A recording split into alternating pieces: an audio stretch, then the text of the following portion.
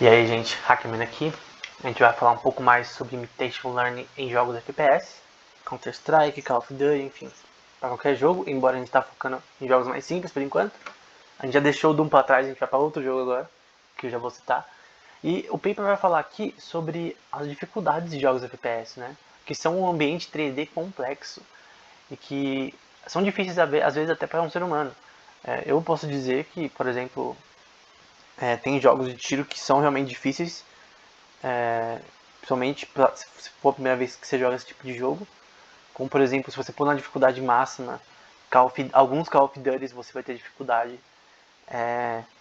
Se você for jogar online, Counter-Strike, principalmente online você vai ter uma dificuldade ainda maior. Então, principalmente nos jogos online de FPS, você vai ter dificuldades grandes quando você está jogando contra players que são bons, que já resetaram a conta várias vezes, enfim, no caso do Call of Duty. E na parte vermelha ali, ele tá dizendo dessa constante decisão ao longo do tempo, né, que tem que ser feita. Como coisas como movimentação, navegação, né, que é chamado de pathfinding, no combate, né, em você, por exemplo, vamos supor que você está jogando Counter-Strike e você vê um lugar que está com 5 caras.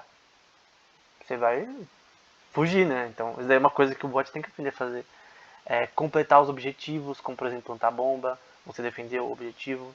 Então todas essas coisas elas têm que ser levadas em conta e têm que ser feitas da forma correta, para realmente o sistema aprender a fazer isso corretamente. Então eu vou dar alguns exemplos de jogos que eu jogo nisso, né? Que poderiam ser usados a mesma coisa, que é o Team Fortress, Counter-Strike, Valorant. Valorant, no caso desse caso, eu vou começar a jogar ainda. Team Fortress eu acabei de começar. Esse, né? Enfim, todos esses jogos eles têm propriedades parecidas, mas têm elementos diferentes. Então eu creio que o Valorant, por ter esse negócio de poderes, ele é um pouco mais difícil que o Counter-Strike, para um bot realizar, porque você vai ter mais inputs que vão ser necessários. Porque Counter-Strike, é só, sei lá, atirar, acabou. É isso. Em alguns tipos de partida. Algumas vão ter objetivos e tal, mas eu creio que desses três, o Team Fortress tem muitos parâmetros, muitos personagens, e o Valorant também, o que pode deixar um jogo mais difícil, né? Para um sistema aprender a jogar, porque teria que aprender com cada personagem. Eu queria mostrar aqui de um canal muito bom e de uma plataforma no GitHub muito boa, um repositório no caso, que é o Python Lessons, que tem um código fonte aqui sobre Counter-Strike, né? Sobre o uso de um algoritmo chamado YOLO, que é um algoritmo de detecção de objetos, que é muito usado, por exemplo, pode ser usado em tráfego, né, para localizar carros onde estão carros, né? É usado para meio que separar coisas na imagem. Eu vou mostrar isso mais pra frente. E basicamente está aí a tela aí relacionada usando o TensorFlow para isso, né? Usando o TensorFlow no CSGO para saber onde está a cabeça e tal, onde está o corpo. E isso é tudo visualmente, né? O YOLO é um algoritmo legal. Não é o melhor atualmente, tem algoritmos melhores que o YOLO atualmente, que eu até já citei no canal. Mas é uma ferramenta bem interessante, fácil de mexer. Então, no caso do vídeo do Python Lessons aqui, né, usando YOLO, né? Então ele está fazendo aqui um Anibot, que é basicamente só tirando a cabeça, né? Então basicamente é ele testando o sistema e não é difícil, porque o que parece o código é bem. Normalmente o código em inteligência artificial é bem pequeno para treinar o sistema. Isso que é legal do TensorFlow, do Keras. São linguagens que você consegue escrever, fazer muita coisa com pouca linha de código, né? Então basicamente, nesse caso, ele quer identificar a posição relacionada aos personagens, movimentação deles, usando YOLO, né? Em vídeo, no caso. Porque o YOLO pode ser tanto usado para imagem, nesse caso usado para vídeo. Aqui é um vídeo dele usando YOLO mais Keras, que é também uma ferramenta de inteligência artificial, né? O Keras que é mais fácil. Sempre foi falado que é o mais fácil de mexer. Eu sinceramente prefiro o TensorFlow, né? Na minha opinião, é o que eu mais sei. Mas basicamente usando o Keras, enfim. É uma coisa que também você pode usar para treinar o sistema, é você ter você jogando de um lado da tela, né? Você fazer um gameplay para o sistema aprender através dos inputs do gameplay como se joga, né? Então o nome disso é tabular sarsa, né? Desse algoritmo que ele está citando o paper do McParland e do Gallagher, né? Para jogos FPS, né? Então O algoritmo usado vai falar, né, que o algoritmo é usado para aprender a controle de navegação, coleção de itens e combate individualmente, né. Uma coisa que no Counter-Strike você tem que fazer muito é comprar item e tal, comprar o item certo para você não gastar tanto. Então são coisas que também tem que ser vistas, né. E esse paper especificamente ele vai explorar o Unreal Tournament 2004. É um jogo que eu nunca joguei. Ele parece ter uma mecânica parecida com Half-Life, mas ele é da Epic Games e tal, enfim. Tem avaliações bem positivas. É um jogo antigo, mas foi usado aqui no treinamento, né? Porque, segundo o artigo, é um jogo que você consegue, meio que, tem plataformas para você meio que interagir com o jogo, que nem a gente citou anteriormente, né? De você conseguir mexer no jogo, alterar o código para conseguir aprender mais fácil o sistema. Outra coisa também que eles vão citar é o Pogamut, que eu não entendi muito bem, que é relacionado a não só jogos de videogame, né, mas eles vão citar também.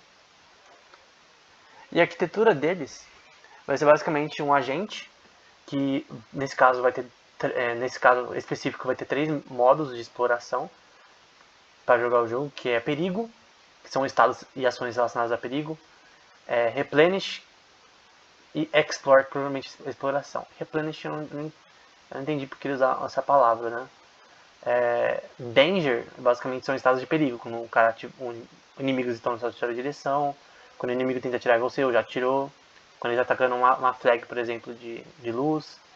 E você vai ter também recompensas quando você fazer as coisas corretamente. Na exploração também, você vai querer explorar o mapa de forma eficiente para achar os inimigos, você vai tentar explorar suas ações da melhor forma para derrotar os inimigos e ganhar recompensa por isso. E o código do Sarsa, ele é simples, por incrível que pareça. Então, basicamente, primeiro você vai inicializar o sistema, tendo uma policy como base. Você vai pegar as ações do sistema e definir as recompensas relacionadas às ações e os estados do sistema. Como eu expliquei antes. Mas esse código aqui eu não vou usar para explicar porque é mais difícil explicar assim. O Sarsa em si, ele significa estados, ações, recompensas, estados, ações. Então, é a questão, você tem um estado, que é o frame do jogo, você está jogando lá o frame do jogo, os frames atual, as coleções de frames ao longo do tempo quando você está jogando. Então, de novo, frame, vamos supor que você está jogando a 30 frames por segundo, o jogo tem 45 minutos. Então, você conta quantos frames vai ter a partir disso. Cada segundo é um frame. Desculpa, cada segundo é 30 frames.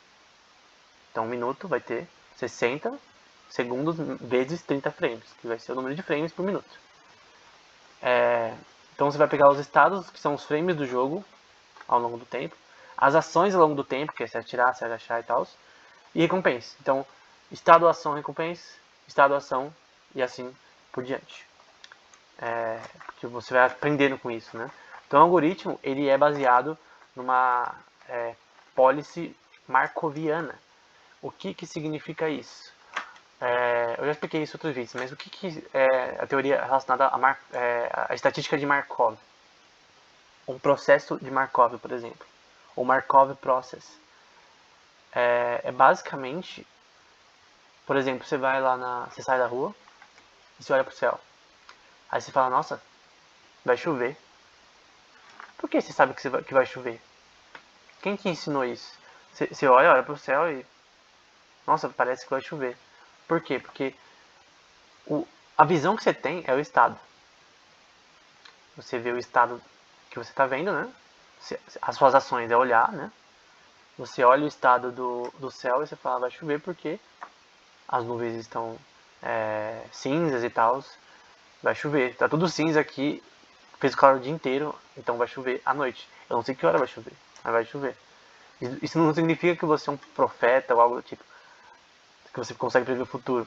Mas a questão dos processos markovianos é que você consegue, através do estado atual, definir o futuro. E essa é a base de Reinforcement Learning e, obviamente, a base dos algoritmos de Reinforcement Learning. Que você consegue, a partir do estado atual, inferir o futuro. Qual é outro exemplo? Você está jogando seu Counter-Strike. Vem 5 inimigos na sua direção. Você está com 3 balas.